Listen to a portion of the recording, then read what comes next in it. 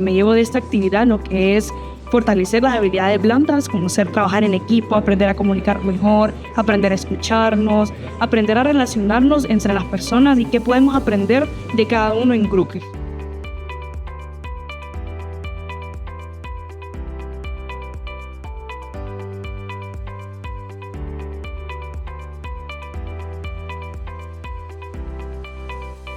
El trabajo en equipo es de constante aprendizaje,